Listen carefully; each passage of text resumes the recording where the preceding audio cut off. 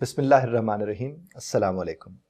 पिछले दिनों मैंने फेसबुक के ऊपर लिखा कि जब आपके जलने से आपका दिन चलता है तो फिर ईंधन कौन बना।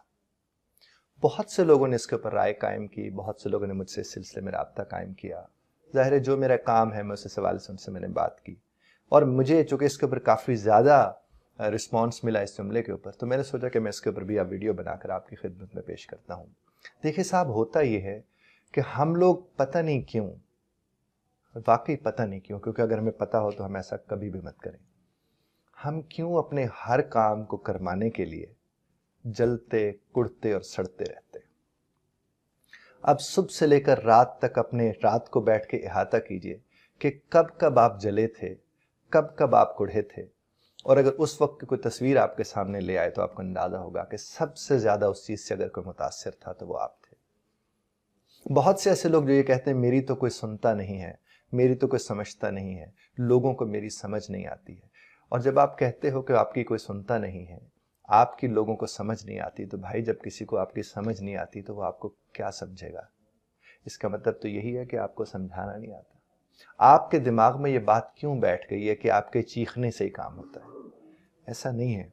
आपको जब लगता है आपके चीखने से काम होता है तो ये चीज आपके दिमाग के उस कोने में जाके बैठ जाती है जो आपको उस सूरत हाल में फिर कनेक्ट करता है। यानी आपको पता है कि आप चीखेंगे तो काम चलेगा, तो फिर आप चीखना चिल्लाना शुरू कर देते हैं। तो ईंधन कौन बना, जला कौन साहब? आप ही जल रहे हैं, आप ही सड़ रहे हैं और आप ही कुड़ रहे हैं। तो आपका जलना, आपका सड़ना, आपका कुड़ना, ये सब का सब किस बुनियाद पर है? उस काम की बुनियाद पर जिसे आप हासिल करना चाहते हैं। अगर घर में बैठे वालिद साहब या वालिदा साहिबा, ससुर साहब या सास साहिबा कुड़ कुड़ के जल जल के अपना दिन गुजारते हैं, तो इन द लॉन्ग रन आखिरकार नुकसान किसका है? उन्हीं की अपनी जातों का नुकसान है। और इस बात को जब वो समझेंगे तो सूरत हाल यकीनन मुख्तलिफ हो जाएगी। लेकिन पता नहीं क्या वजह है कि इन चीज़ों को समझने वाले उन चीज़ों को समझने की तरफ नहीं जाते जो कि वो अपने गुस्से को जस्टिफाई करते हैं, अपने कुढ़ने को जस्टिफाई करते हैं, और वो ये समझते हैं कि मेरे कुढ़ने से मेरा काम भी चलता है और मैं खिदमती इंसानियत की अपने कुढ़ने से कर रहा हूं। मैं अपने घर को संभाल के इसलिए बैठा हूं क्योंकि मैं कुढ़ता हूं। नहीं साहब, आपके कुढ़ने से किसी का कोई काम नहीं चल रहा। अरे जो आपके काम नहीं आ रहा वो किसी के क्या काम आएगा। आप जब कुढ़ते हो, जलते हो, सड़ते हो, तो उससे नुकसान क्या होता है? किसका नुकसान होता है? सिर्फ आप ही की जात का। आपने देखा होगा, बारहा आपने देखा होगा, आपने जो कुछ बोलना था बोल लिया, फिर आप चुप हो गए और आपने आखिर में जाकर क्या कहा? बस अल्लाह ही ने हिदायत दे, मैं इनका क्या करूं, इन्हें तो मेरी समझ नहीं आती।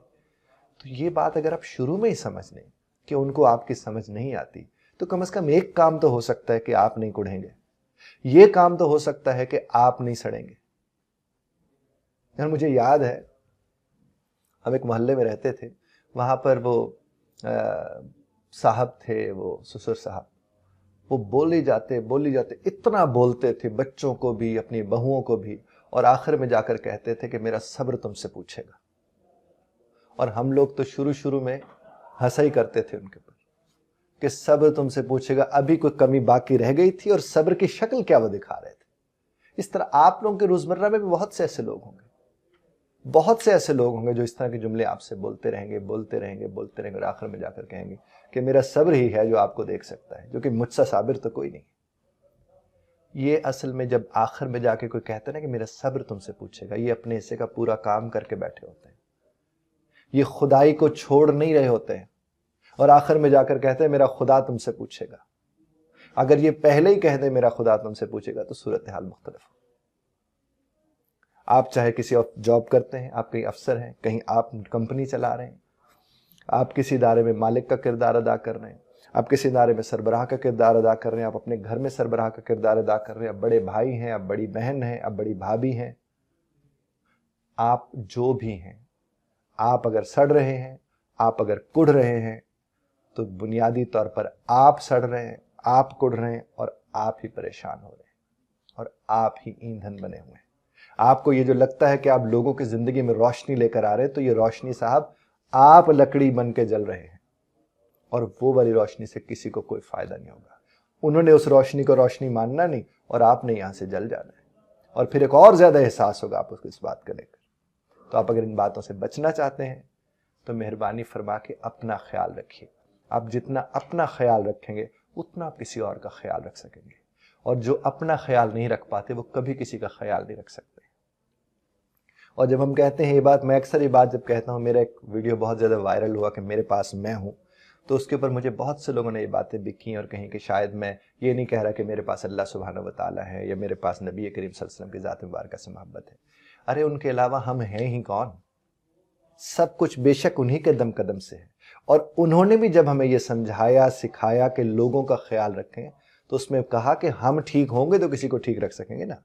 اب آپ دیکھیے, وہ جو صاحب گھر میں بیٹھے چیخ چلا رہے ہیں یا خاتون خانہ چیخ چلا رہی ہیں, لوگوں کا خیال رکھنے کے جملے وہ بولتے ہیں, وہ یہی کر رہے ہوتے ہیں کہ مجھے اس کا بھی فکر ہے, مجھے اس کی بھی فکر ہے, وہ یہ کام نہیں کرتا, وہ یوں نہیں کرتی, وہ یہ نہیں کرتی. اس سب کے باوجود وہ کسی کی مدد کرنے لائق نہیں ہوتے, چونکہ وہ خود ٹھیک نہیں ہوتے. انہیں ٹھیک ہونے کی ضرورت ہوتی ہے. آپ پوری دنیا کو ڈیل کرنے نکل کھڑے ہوں اور آپ اپنے آپ کو ڈیل ہی نہیں کر پا رہے, تو پھر یہ خود غرضی ہے جناب. اور یہ میں خاص طور پر انہی لوگوں کی خدمت میں یہ جملہ پیش کروں جو سمجھتے ہیں کہ میں نے خود غرضی کا درس دیا تھا. کاہے کو دوں گا یار, کیوں کروں گا؟